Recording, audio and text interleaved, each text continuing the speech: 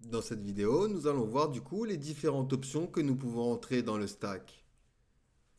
Au niveau de notre composant stack, hop, de profile, on va venir se faire un peu de place et rajouter du coup ici options. On va ouvrir un double accolade et ici par exemple je vais pouvoir mettre title. Donc ici ça va être par exemple le titre du... On va mettre screen. Oups. Screen. Donc maintenant, si je clique sur aller sur le profil, ici, je vais avoir titre du screen. Dans les options qu'on a, on a également header style. Je peux venir lui dire par exemple ici background color et on va mettre une couleur crimson. Maintenant, j'appuie ici et vous voyez, j'ai bien changé la couleur de fond. De la même manière, je vais pouvoir changer la couleur du texte. Pour ça, on va utiliser l'option header tint color. Et on va placer ça, du coup, à FFF. Et ici, vous voyez, le texte est bien devenu blanc. Ensuite, je vais pouvoir gérer le texte, par exemple, avec header, title, style.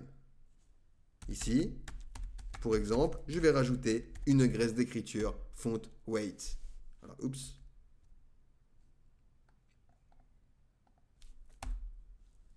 Font weight. Donc, par exemple, on va mettre ici bold.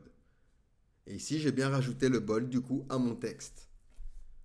On va pouvoir également lui placer des params initial. Donc, initial, par exemple, params. Et ici, on pourrait mettre par exemple un user ID qu'on récupère d'une BDD. Donc ici, on va mettre par exemple 1, 2, 3.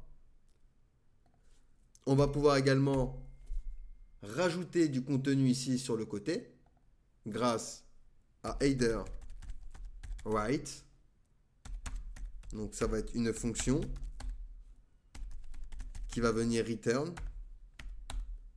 Donc ici, par exemple, on va return pressable. Ah, oups. Et à l'intérieur texte, on va écrire à l'intérieur de texte menu. Ce qu'on va faire également, c'est qu'on va se les importer. Import, pressable et texte. Donc from React Native. Hop. Et on va pouvoir, par exemple, après ça, lui donner un OnePress. Juste pour notre exemple, on va lancer une fonction qui va lancer une boîte d'alerte. Tu as cliqué. Donc maintenant, je vais aller sur profil et j'ai bien ici, vous voyez, le petit menu sur le côté. Si j'appuie dessus, j'ai bien ma boîte d'alerte qui va apparaître. Donc on peut rajouter ici des options supplémentaires. Parmi les options également supplémentaires que l'on peut rajouter, donc hop, on va revenir ici. On va pouvoir par exemple lui rajouter, alors on va juste après lui, get, alors gesture plutôt, alors gesture, comment on l'écrit, je sais plus, voilà, gesture enable. Donc par exemple celui-ci on peut le placer soit à true ou à false. Donc ici ça va activer ou désactiver les gestes de navigation sur l'écran. On peut également rajouter, alors hop, gesture direction. Et ici, je vais pouvoir par exemple choisir horizontal. Donc ici, on spécifie la direction des gestes de navigation autorisés sur l'écran. Donc ici, on précise horizontalement. On peut également rajouter animation. Alors, animation enabled. On peut activer ou désactiver les animations du coup de transition. Donc ça va prendre soit true ou false. On peut également définir une carte d'arrière-plan ou définir si l'entête doit avoir un shadow. Donc ici, header show.